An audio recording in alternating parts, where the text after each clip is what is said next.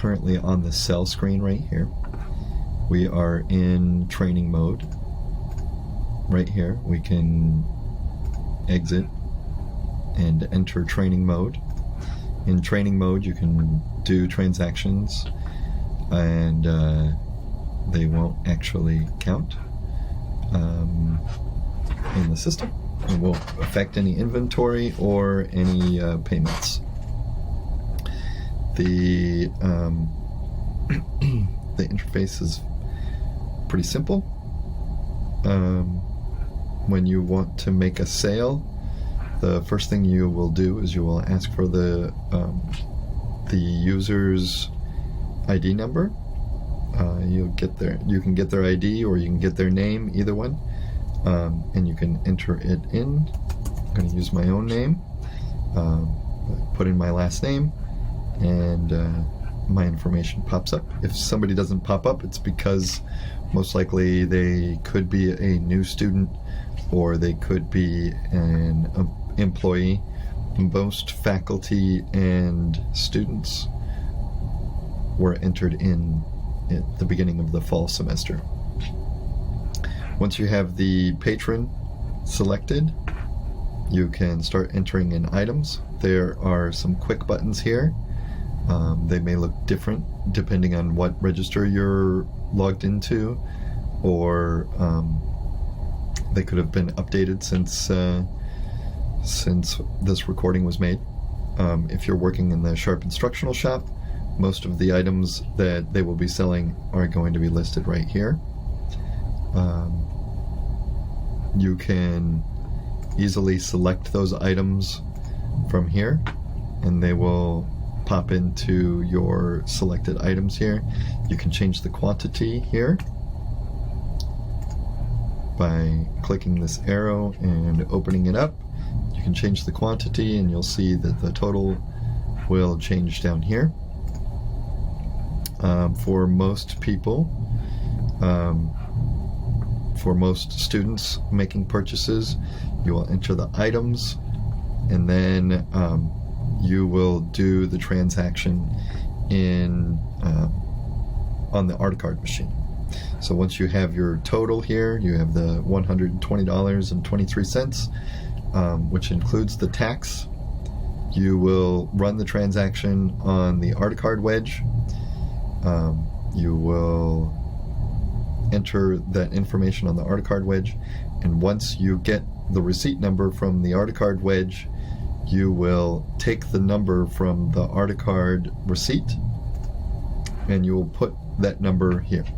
So let's just say that the receipt number from the Articard wedge is 1234. You will put that in the note field, and then you can click pay. And assuming this was done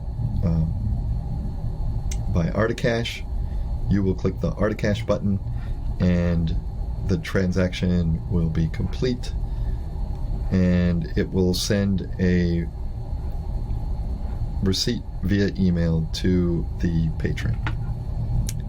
I'm going to start another transaction in training mode. It should ask you for your login every time you do a transaction. This time we're going to do a teacher.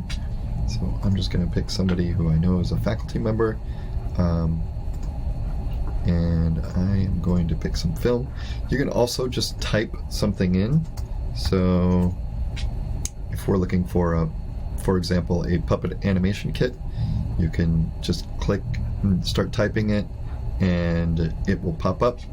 If you're looking for, like, for example, a KN95 mask, just start typing it. You can also type in lumber, and you should get a long list of lumber. For example, you can see all the things that are tagged with lumber on here. You can scroll through that and try to find what you're looking for. If you don't know specifically what it is, you can sometimes just type the type of item and find things that way.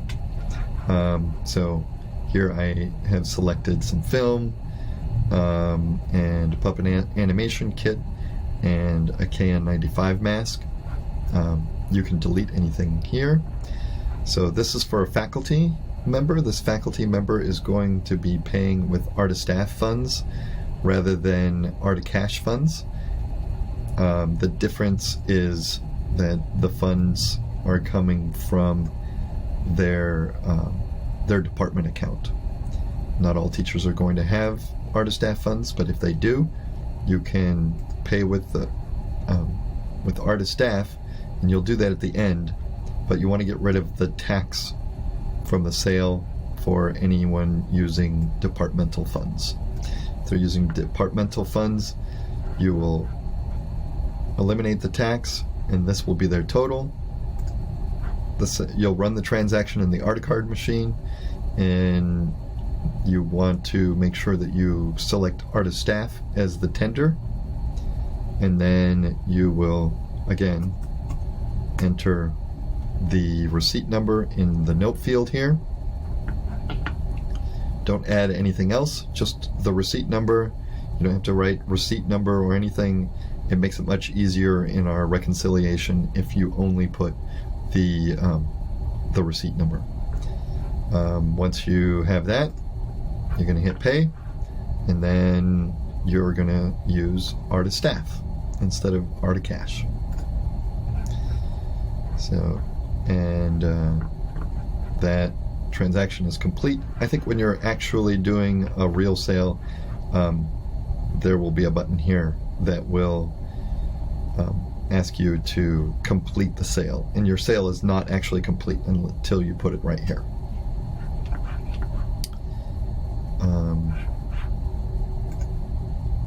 So we are still in training mode here, and I am going to exit out of training mode because I want to show you how to do a return. So I'm going to do a sale here, and I am going to buy a dowel and some pre-cut plywood and a 4x8 sheet of plywood. I'm going to run this transaction. I'm not getting rid of the tax because I'm going to pay this with Articash funds. And let me go back, and I got to make sure that I add the note. I'm going to actually, so that would be my receipt number, and I'm just going to say training so that we don't actually record this transaction. So I'm going to pay with Articash. And here, right here is where you do the complete the sale. When you complete that sale, then the user will get an email. So you can go into the sales history here,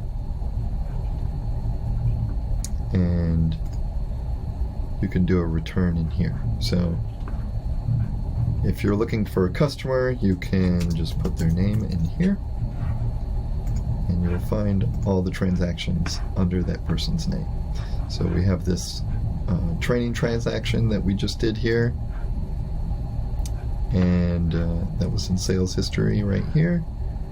And we're going to return these items.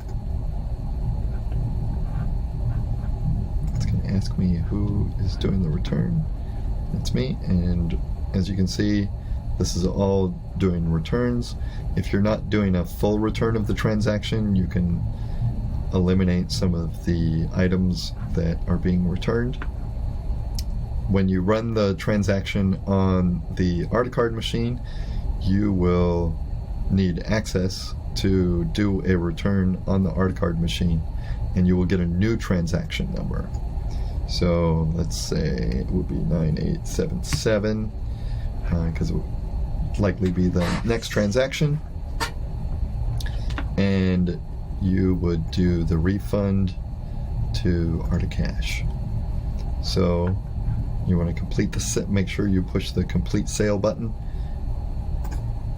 so that that transaction will be completed in Vend. On the Articard side, you have to have access in order to do a return. Some student workers may not have access to do returns. In that case, your manager will have to be able to do that. And let's see, so we did returns and we did sales. We're also going to park a sale. So again, I'm going to use myself, and I'm going to add a few things here. So we're going to say we've got a 50-yard roll of muslin, and then we're going to get a couple of extra yards, and then I'm going to just pick some random fashion items and just add them. So once you have the item selected, you can either park it or you can add more actions. So you would use parking the sale to if the person needs to run to the Articard machine and put money on their card or something. But in order to send the patron a quote so that they can see the receipt and they know how much money to put on their card, you can use quote sale. And when you put the quote sale, you can put a note on it saying, sorry, we are out of KN95 masks, which we are not, but if we were, you could put that there. The rest of your order is ready for pickup. And when you hit this quote button, it will send the user or the patron a receipt that looks just like this, so that they know how much money to put on their Articard. And you complete that, and that parked or quoted sale will come up in your retrieve sale here.